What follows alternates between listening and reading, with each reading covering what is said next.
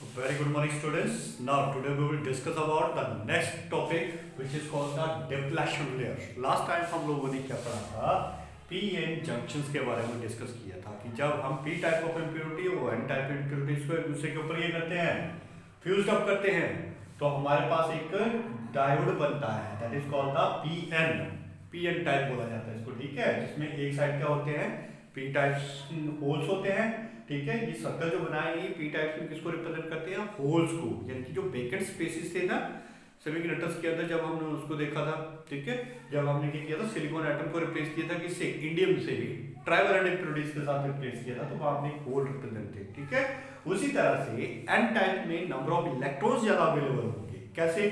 जब हमने सिलिकॉन को रिप्लेस किया था किसके साथ, फास्फोरस के साथ, उसमें एक इलेक्ट्रॉन अवेलेबल हो गया था, ठीक है, तो वहां पे मेजॉरिटी ऑफ द इलेक्ट्रॉन्स जो आ जाते हैं, तो वो किसको रिप्रेजेंट करते हैं, एन टाइप्स को रिप्रेजेंट करते हैं। तो देयर में भी अ पॉसिबिलिटी कि यहां पे एक इलेक्ट्रॉन्स हो और यहां पे पॉसिबिलिटी कि होल्स भी हो, ठीक है, बट माइनस, बट एक कम पॉसिबिलिटी है यहां पे। क्लियर होगी बात ये? तो ये हमने बनाया था पीएन जंक्शन। अब क्या होता है यहां पे, देखो, डिफ्लेक्शन रेज क्या होती है, it is the region around the PN junction, यानी कि इस पीएन जंक्शन के अराउंड में एक रीजन बन जाएगा, ठीक है, हैविंग द इमोबाइल आयंस। अब ये देखो, ये रीजन कैसे बनेगा, देखो, जब हमने इन दोनों टाइप्स की इम्प्योरिटीज को एक दूसरे के ऊपर फ्यूज्ड अप किया, तो यहाँ पे हमारे पास पी टाइप में होल्स की कंसंट्रेशन क्या बड़ी ज्यादा है, और एन में इलेक्ट्रॉन की कंसंट्रेशन क्या है, बड़ी ज्यादा है। तो जब हम इन दोनों को फ्यूज्ड अप करेंगे, तो ये कंसंट्रेशन जो है वो बैलेंस होने की कोशिश करेगी। कैसे करेगी? अगर हम एक एग्जांपल कंसीडर कर लेते हैं कि मेरे पास एक वेसल है, इस वेसल में मैंने एक बैरियर बना दिया है, बीच में प्लेट लगा दी है, और यहाँ पे दो तरह की अलग अलग तरह की गैसेस को मैंने फिलअप किया है, और जैसे ही मैं यहाँ पे छोटा सा होल प्रोवाइड करवाता हूँ, ठीक है, ये बैरियर को हटा देता हूँ, तो क्या होगा, ये गैस जो है वो इस तरफ डिफ्यूज होगी, और इस तरफ की गैस जो है वो इस तरफ डिफ्यूज होगी।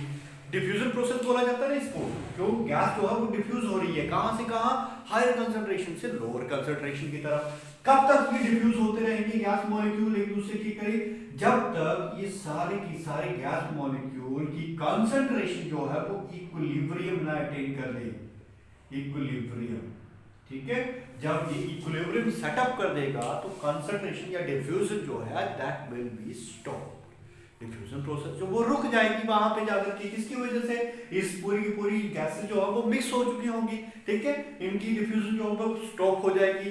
क्या अटेन कर लेगा, इक्विलिब्रियम अटेन कर लेगा। तो द सिमिलर मैनर जब हम इन दो पी एन टाइप्स कंडक्टर्स को एक दूसरे के साथ फ्यूज्ड अप करेंगे, तो क्या होगा, देखो, यहां से फोर्स जो है P में that will diffuses here in this side, ठीक है, और इलेक्ट्रॉन्स जो है वो डिफ्यूज होकर के इस तरफ आएंगे।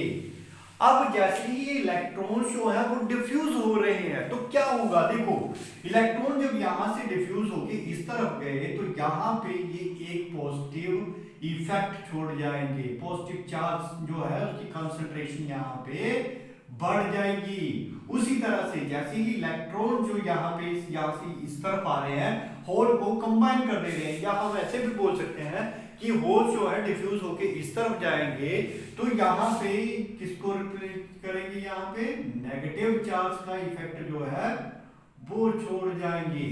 अब ऐसा क्यों हुआ भाई कि यहाँ पे नेगेटिव चार्ज और यहाँ पे पॉजिटिव चार्ज क्यों आया? देखो, पी टाइप में हमारे पास हमने किसके साथ इसको किया था, इंडियम के साथ रिप्लेस किया था, ठीक है, इंडियम के साथ रिप्लेस किया था, तो ये इलेक्ट्रिकली न्यूट्रल था, एक इसमें वेकेंट स्पेस था, और दूसरे को हमने रिप्लेस किया था किससे, फास्फोरस के साथ, तो फास्फोरस में 4 बॉन्ड सिलिकॉन के साथ बना लिए थे, और एक इलेक्ट्रॉन उनके पास एक्स्ट्रा बचा हुआ था।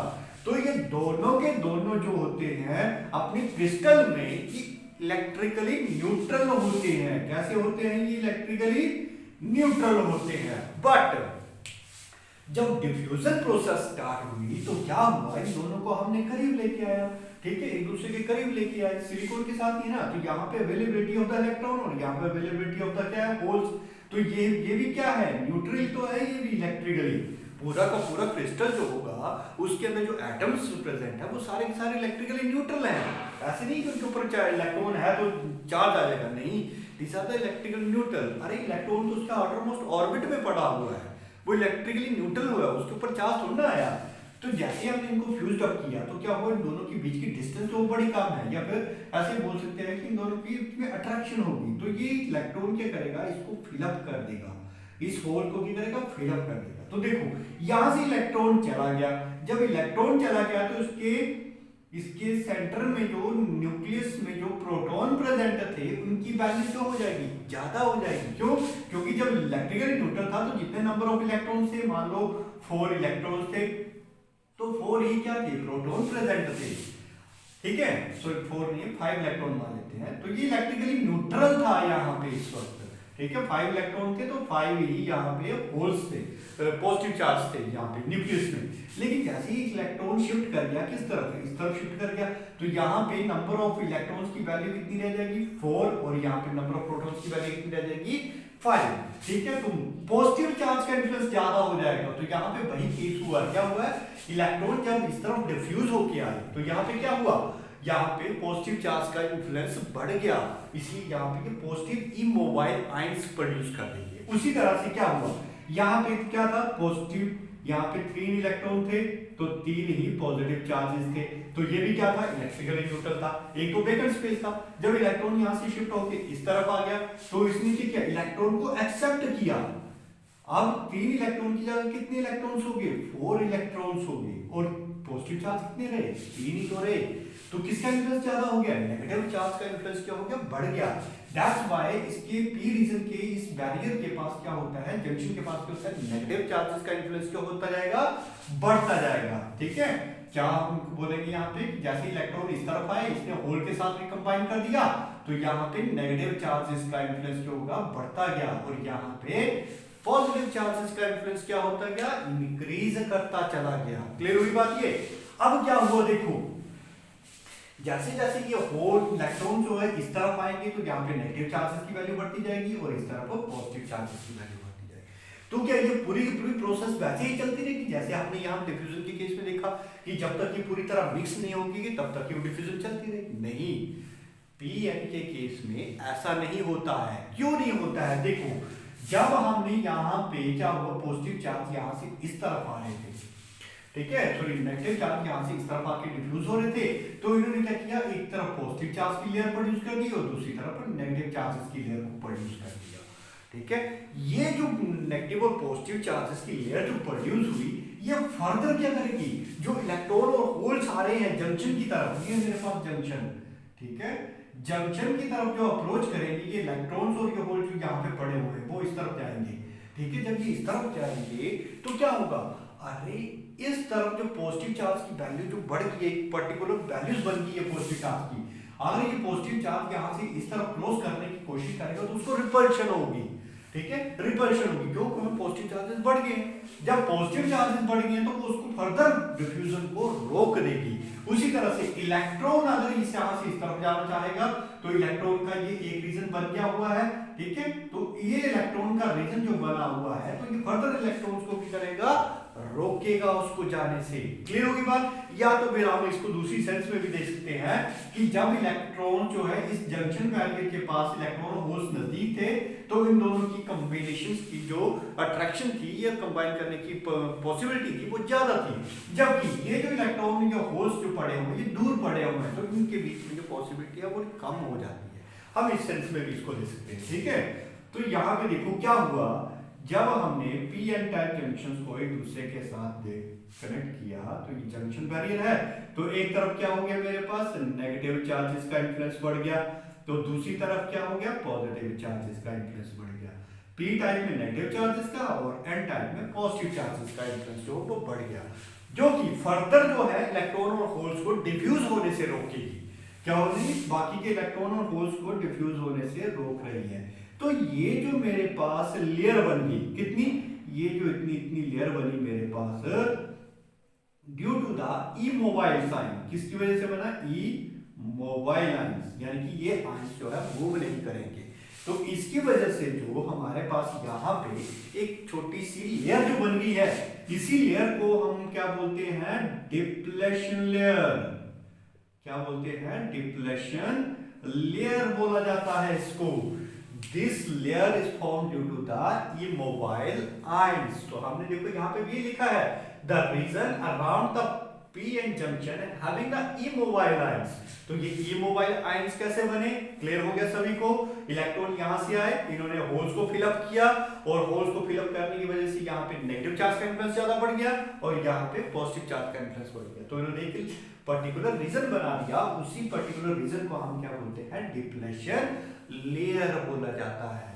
क्लियर होगी बात सभी को ये। अब ये डिप्लेशन लेयर क्या करेगी, फर्दर इलेक्ट्रॉन्स और होल्स को डिफ्यूज होने से रोकेगी, क्योंकि इलेक्ट्रॉन सब यहाँ पे अगर मैं होल्स मानता हूँ, यहाँ पे अगर इलेक्ट्रॉन मानता हूँ, ठीक है, तो ये क्या करेगा, इसको फर्दर आगे नहीं जाने, क्यों नहीं जाने की, इलेक्ट्रॉन अगर क्लोज करने की कोशिश करेगा तो पॉजिटिव इसको रोक देगा। पॉजिटिव पॉजिटिव क्या करता है, एक दूसरे को पहले करता है, तो इसको वहीं पे रोक देगा, इसको जाने नहीं देगा कि इसके पास इतनी ज्यादा सफिशिएंट एनर्जी है ही नहीं है, ठीक है। और उसी तरह से इलेक्ट्रॉन इस तरफ जाने की कोशिश करेगा तो इस तरफ की जो इलेक्ट्रॉन की नेगेटिव चार्जेस की लेयर है वो इस इलेक्ट्रॉन को जाने से रोकेगी। क्लियर हुई बात ये। अच्छा यहां तक क्लियर हो गया ये, ठीक है। तो क्या बनाया इन्होंने, जो इमोबाइल आयंस बने यहाँ पे हमारे पास रीजन में, तो इन्होंने क्या फॉर्म किया कि डिप्लेशन लेयर को, इसी को हम क्या बोलते हैं, डिप्लेशन रीजन बोला जाता है, ठीक है। नेक्स्ट आता है हमारे पास पोटेंशियल बैरियर क्या है। अभी देखो, तो potential difference due to the negative immobile ions, ये नेगेटिव इमोबाइल आयंस बने, इमोबाइल का मतलब ये मूव नहीं करेंगे, ठीक है, एकदम से रुक जाएंगे। यहाँ पे negative immobile ions charges on the P side and positive immobile charges on the N side. ये जो एक हमारे पास पोटेंशियल डिफरेंस सेटअप करेंगे, कैसे सेटअप करेंगे, देखो इसको, देखो अगर मैं यहाँ पे इसको बनाया इस तरह से पी रीजन और एन रीजन बनाया, तो ये मेरे पास इन दोनों को सेपरेट करने वाली जंक्शन वायर बन जाएगी और ये बन जाएगा मेरे पास डिप्लेशन रीजन। डिप्लेशन रीजन में था क्या, अरे इमोबाइल नेगेटिव और इमोबाइल पॉजिटिव, ठीक है। तो ये क्या करेंगे, यहां से अब एक इलेक्ट्रिक फील्ड सेटअप कर देंगे, नेगेटिव जो कि पॉजिटिव से नेगेटिव की तरफ जाएगी, ठीक है। ये क्या करेंगे, एक तरह का पोटेंशियल बैरियर क्रिएट करेंगे। पोटेंशियल बैरियर का मतलब क्या हुआ, जैसे यहां से जो होल्स थे, पी टाइप से जो होल्स थे वो इस तरफ नहीं क्रॉस कर पाएंगे, जो और यहां से जो इलेक्ट्रॉन्स थे वो इस तरफ नहीं क्रॉस कर पाएंगे। क्यों नहीं क्रॉस कर पाएंगे, because of availability of this depletion region, depletion layer की वजह से, ठीक है। तो इन्होंने देख लिया, पी को इस तरफ जाने से रोका, पी होल्स को इस तरफ जाने से रोका और इलेक्ट्रॉन को इस तरफ आने से रोक दिया इन्होंने। तो किसकी वजह से, अरे जब पॉजिटिव से नेगेटिव की तरफ एक इलेक्ट्रिक फील्ड सेटअप हो जाती है, मतलब एक तरह का पोटेंशियल सेटअप हो गया इन दोनों के बीच में, पोटेंशियल सेटअप हो गया, ठीक है। अब इस पोटेंशियल को जब क्रॉस करके जाएंगे तभी हम इलेक्ट्रिकल कंडक्टिविटी को करवा पाएंगे, ठीक है। मान लो इस पोटेंशियल बैरियर की वैल्यू है 1 वोल्टेज, मान लेते हैं 1 वोल्ट। इलेक्ट्रिक फील्ड सेटअप किया पॉजिटिव से नेगेटिव की तरफ, तो एक पोटेंशियल बैरियर होगा, तो उस पोटेंशियल बैरियर की वैल्यू मान लेता हूं कितनी है, 1 वोल्ट। अगर अब इस होल को यहां से क्रॉस करते हुए दूसरी तरफ जाना है, किस तरफ जाना है, P से N की तरफ जाना है, तो कैसे जा पाएगा, मान लो इसके पास जो है वैल्यू है वो 0.10 वोल्ट की है, तो इसके पास अब इतनी ज्यादा सफिशिएंट एनर्जी तो है नहीं है, इस होल के पास इतनी सफिशिएंट एनर्जी नहीं है कि वो इस पोटेंशियल बैरियर को क्रॉस कर सके, जो किसकी वजह से बना है, इन इमोबाइल आयंस की वजह से बन गया है, ठीक है।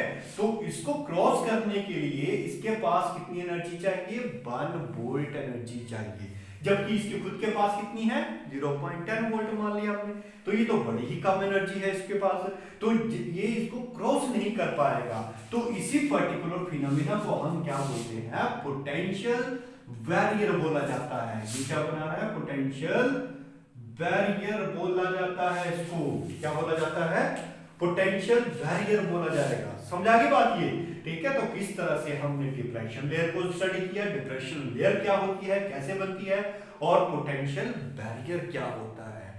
क्लियर है बात सभी को अब ये, ठीक है। पोटेंशियल बैरियर किसकी वजह से बनता है, due to the immobile ions, और डिप्लेशन रीजन किसकी वजह से बनती है, इमोबाइल आयंस की वजह से बनती है, ठीक है। So this one is all about the depletion layer as well as the potential barrier. Clear हो गया बात सभी को अब ये, ठीक है।